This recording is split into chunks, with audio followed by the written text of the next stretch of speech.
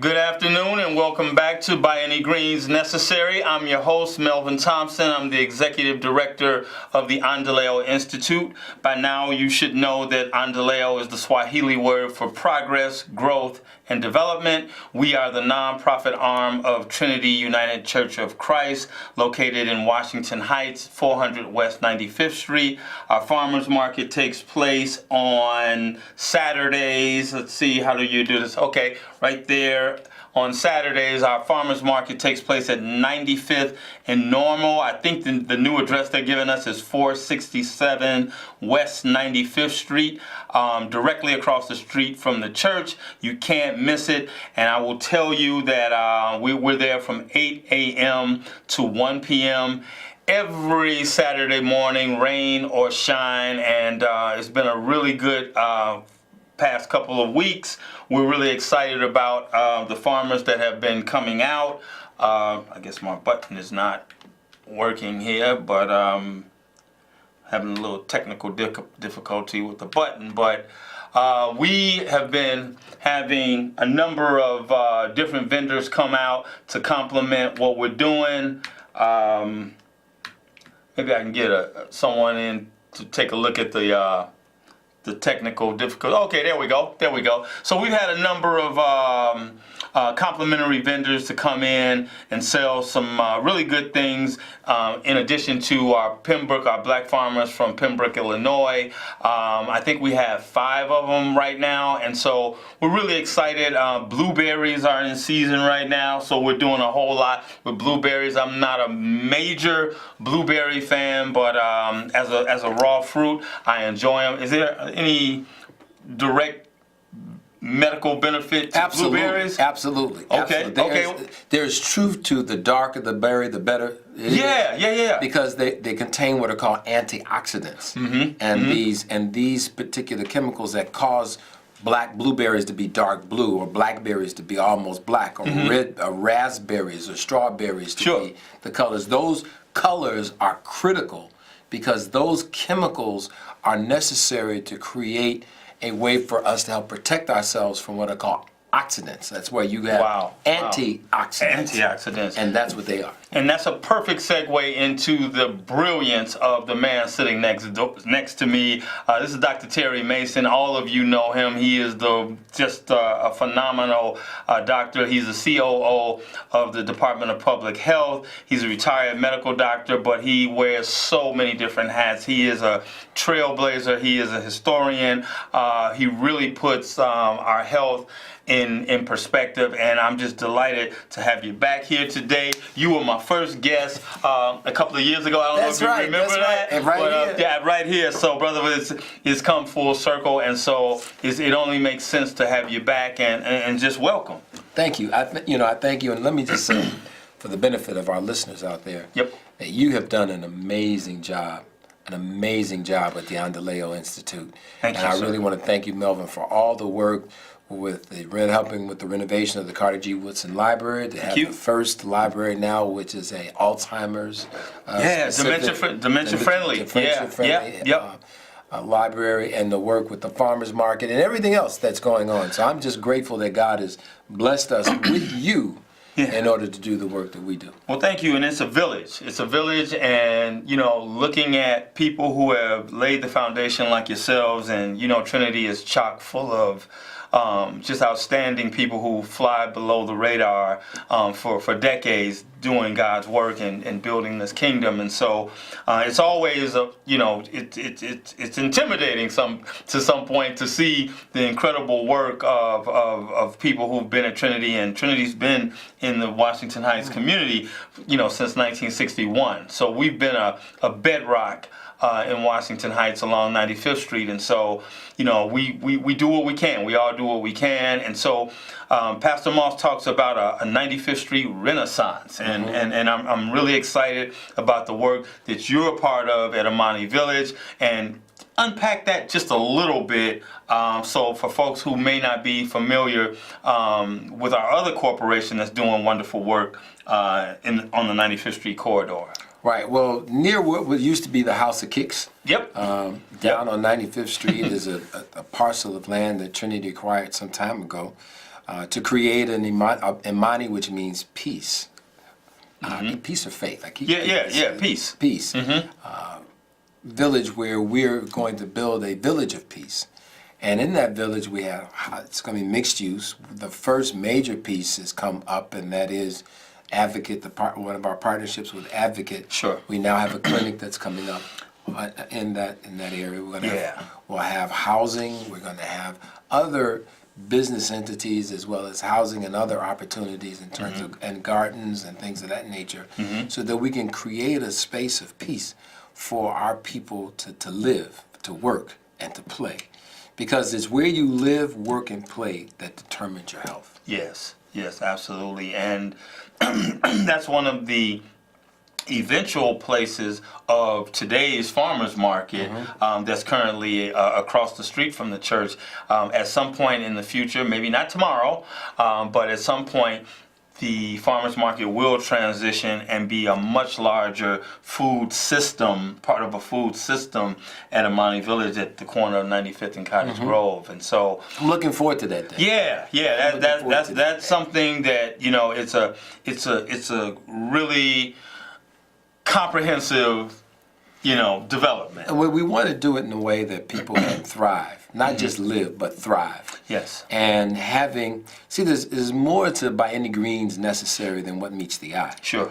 And what we're really trying to do is turn our ways back to eating the things that will sustain and create our life, as opposed to the things that we're eating now, which are destroying our life. Absolutely. So there's a lot that we can do and really need to do as it relates to that. You mentioned something you wanted me to talk a little bit about. And that's the term that I think you've coined, appetite deserts. Yes. Now we've heard of the food deserts, right? And viewers out there, and by the way, you can call us if you have any questions or comments of what you've heard for Dr. Mason at 312-738-1060. That's 312-738-1060. But you've heard me talk about the pharmacy deserts that we've incurred, and that's a relative new term that we've lost some Walgreens on the south and west sides of the city. A few CVS stores have closed, and to the detriment of marginalized people, access to medication is now a layered issue on top of everything else. And so one of the things that you really struck me several months ago when you said that in a meeting about appetite deserts. Yeah. What in the world is an appetite desert? That's a great question. Mari Gallagher some years ago published some things talking about food deserts. And a food desert was a place where there was no green vegetables that were available in that community, that the good leafy green vegetables and the fresh fruits and what have you were not present. And what she did in her study was show that people actually lost years of life because they did not have access to that. Wow. So I'm going to just take a minute to give you a different story. In a series called Unnatural Causes, and you go to YouTube and YouTube Unnatural Causes and look at the segment talking about the Pima Indians. And what happened was when the whites came and took the land from the Pima Indians, they diverted the water from the Gila River up to away from the crops, land that the Pima used to grow their own foods, and they diverted that water so that the white cattle people and the white farmers had water to water their cattle and to grow their food. What happened over 100 years that happened, the Pima had nowhere to get their natural food. So for almost 100 years before the water began to flow back down through the Gila River to allow the Pima, they did not get their natural food. So what happened was the United States government brought in surplus food. They bought in the commodities, the government cheese, the powdered milk and the gravy and shortening and things of that nature. And the Pima used that food and created a food to help take them through the lean times. Now, why am I telling you all this? Because what happened was the Pima, a group of people who never had diabetes, all of a sudden went from having more diabetes than everybody else because of what was happening with what they were eating. Sure. They took the flour and they took the shortening and they made a thing that they call fry bread. And they thought that they passed it down from generation to generation, and they thought the young people thought that was an Pima thing. But it was never a Pima thing. It was a response to that. Now I'm going with this is this. When we were brought here under involuntary servitude, we had our own food where we were. But when we got here, we were made to eat the food that they wanted us to eat. And that food was not healthy for us. And even in our communities, as our communities then began to deal with the economic downturn, and you had the influx of these fried places, of the removal of all of the natural good foods, the fact that where I grew up in Inglewood, if there was a vacant lot, that the community got together and that became a community garden. No one had to do anything. It happened naturally. And so we then ate the squash and the corn and the okra and the greens that came out of that. But as we've gotten away from that, because we've been so industrialized and given these other things to eat, all of the fast foods and fried foods and things of that nature, that we have developed, that has been our new diet, and we've accepted that as our new diet. And as a result, the appetite for the greens and the beans and everything else is gone. It's gone. It's disappeared. It's disappeared. And that's why. Yeah, it's been supplanted by what's planted, literally planted in our community. In our community. And so what happens is our appetites, you can then put a grocery store, you could put a fresh market in our community, and many times, as it did on the west side, it closed. It closed. Because the people did not patronize it, because they didn't have an appetite for that food anymore. And didn't recognize it. And did not recognize it. You Wow. follow me? Oh, I'm following you. It's amazing. I told the story. So just as the Pima then took government food and began to claim it as their own, and then the subsequent food and claimed that as their own, we've claimed all of this other stuff now that is not ours as our own. As our own. And we've allowed it to give us more diabetes and high blood pressure and heart disease and strokes and cancer, things that we never used to have. And we have an appetite for fried chicken and all of the things, all of we've had an engineered appetite. An engineered appetite for fried chicken. Because when I grew up in my house in the 60s, we had beans and rice and greens and peas and things of that nature. So when I grew up with those appetites. So when I would go to the grocery store even today, I'm buying beans and greens and things, because that's what I have a taste for, appetite for. I can remember just eating meat on maybe one day. On the weekend, maybe on Sunday, and that might have been chicken, right? Might have been. That's right. Right. So and it might have been fried, and it wasn't these big steroid-induced chickens that we have today that are creating all kinds of problems. You know, there's a controversy on in the community in the Chatham area around a new store that popped up on 87th and King Drive. Have you heard about it? It was where, ironically, the Church's chicken that used to exist there for 30, 40 years has been taken over now by someone who doesn't look like us and has got this bulletproof glass all around the place. It's very colorful. It's supposed to be a convenience store or something like that sells groceries. The community is up in arms about it, right? And so I find it interesting that after the fact, after something has already landed here, that we're, responding to it in a kind of a reactionary environment, but the environment that's created is conducive to that kind of store being able to open and operate as it is, and thrive.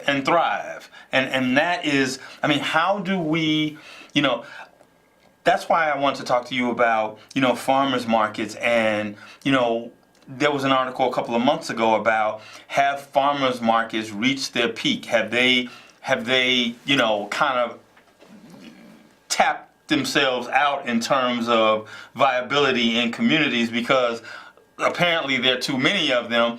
I don't know where they're looking, but in our community, they're still very much needed. But at the same time, is there another gear or another level that farmers markets need to take? Because again, those are summer things, right? Those are usually open air, June through September or whenever, and then after that we revert back to the appetite we have for the things that aren't right for us.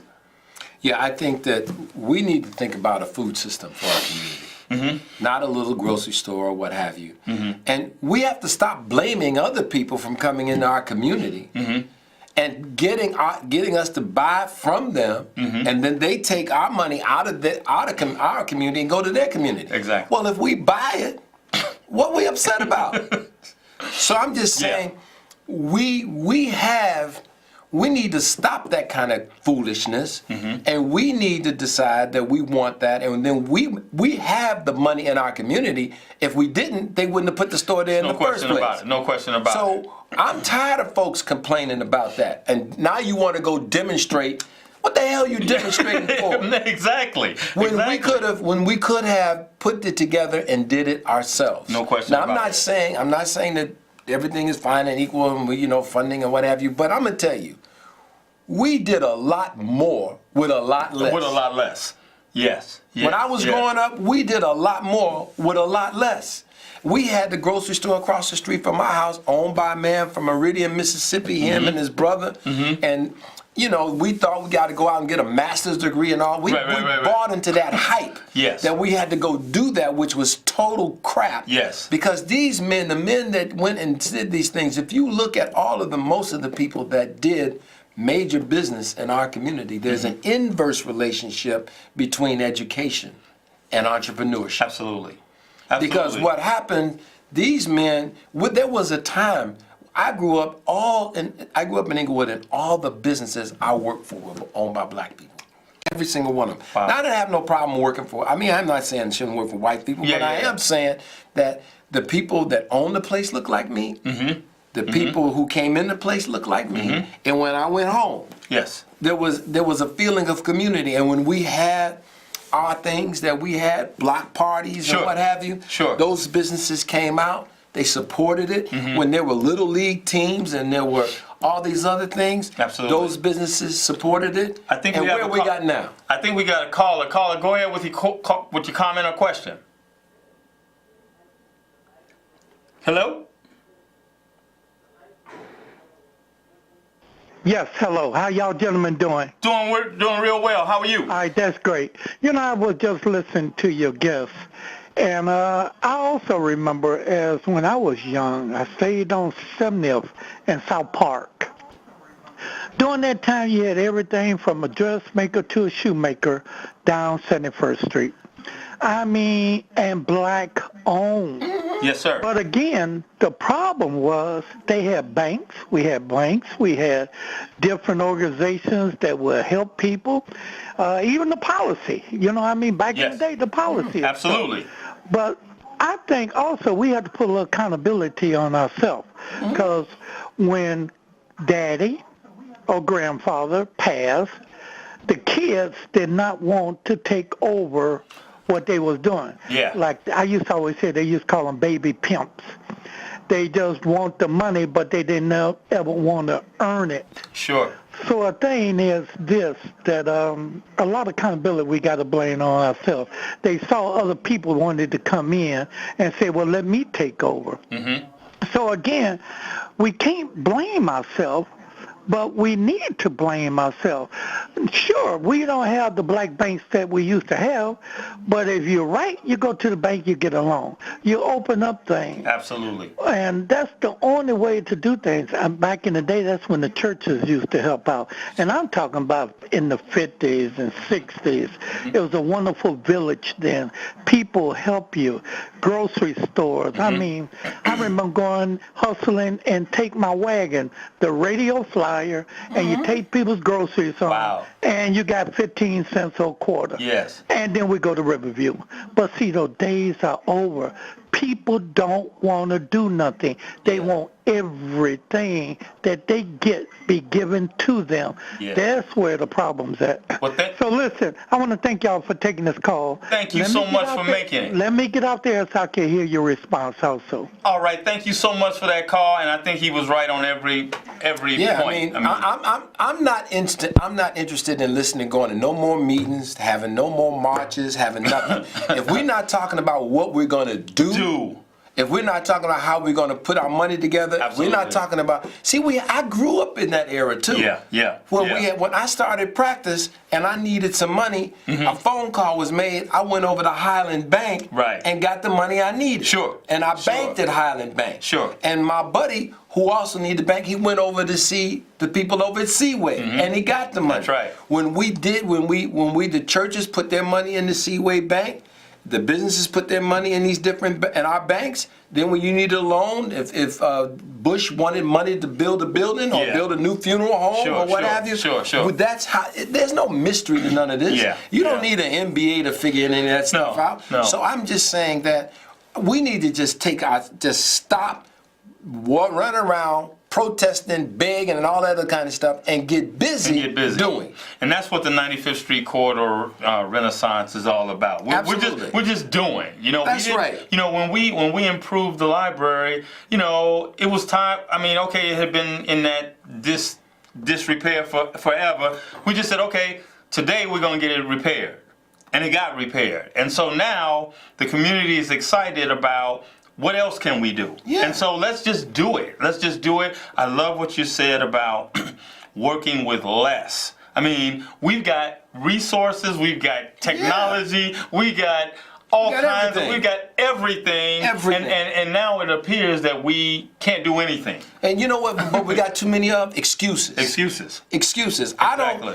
I don't blame. I mean, yes, I understand the powers, the policy pieces that are in place. Yeah. But at the end of the day, the policies and things we got to deal with today ain't as bad as the ones we dealt with before. I'm about to say the it's exact not as same bad thing. as what we dealt with Absolutely. before. So I'm just saying, Absolutely. look, the messenger used to say, Honorable Elijah Muhammad used to say, "Up you mighty nation, you can accomplish what you will." Yes. And we can. Yes. And it don't take all of us, it takes a number of us, but we got to get it done. If we want better things in our community, we can put them there. Absolutely.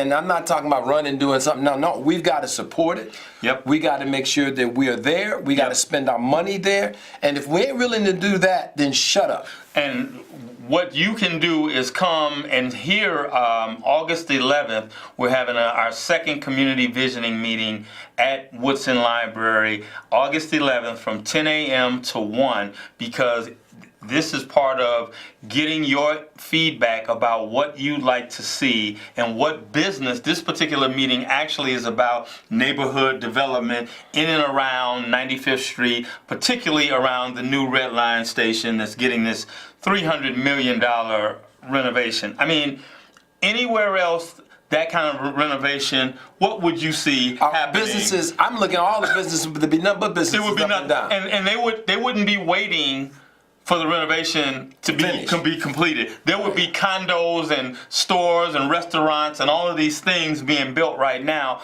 But from a policy standpoint, yes. I mean, that's where those kind of things come into play. That we know that there's some structured racism. But there always has been. But it always has been. So what's new about that? Absolutely. So we really want to push the envelope, and we are pushing the envelope because Pastor Moss says it just beautifully.